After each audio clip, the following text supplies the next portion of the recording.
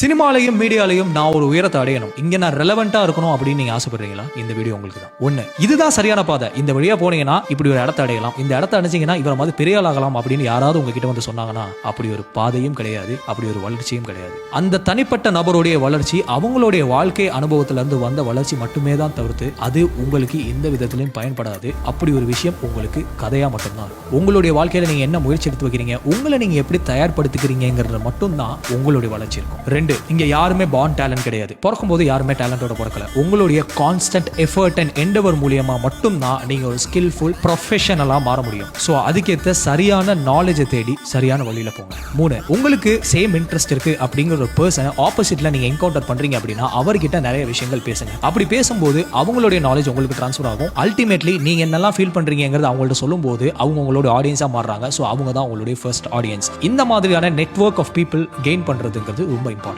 4, நான் எப்ப பெரிய ஆளாவேன், நான் எப்ப மிகப்பெரிய உயரத்தை அடைவேன் அப்படிங்கிற கேள்வி கொஞ்சம் கூட கேட்காம எந்த எக்ஸ்பெக்டேஷனும் இல்லாம உங்களுடைய வேலையை மட்டும் கன்சிஸ்டன்டா செய்யுங்க. உங்களுடைய வெற்றிகள் அடுத்தடுத்து உங்களுக்கு ஒரு வாய்ப்புகளை வாங்கி தரும். ஆனா உங்களுடைய வேலை மட்டும் தான் உங்களை இங்க நிரந்தரமா வச்சுக்கும். அது மூலியமா தான் நீங்க மத்தவங்களுக்கு தெரியவும் படுவீங்க. 5, இப்ப நான் சொல்ல போறது ஒரு டிப் கிடையாது. இப்ப நான் சொன்ன எல்லா விஷயத்தையுமே மனசார பண்ணி பாருங்களேன், அது கொடுக்குற போதே வேற.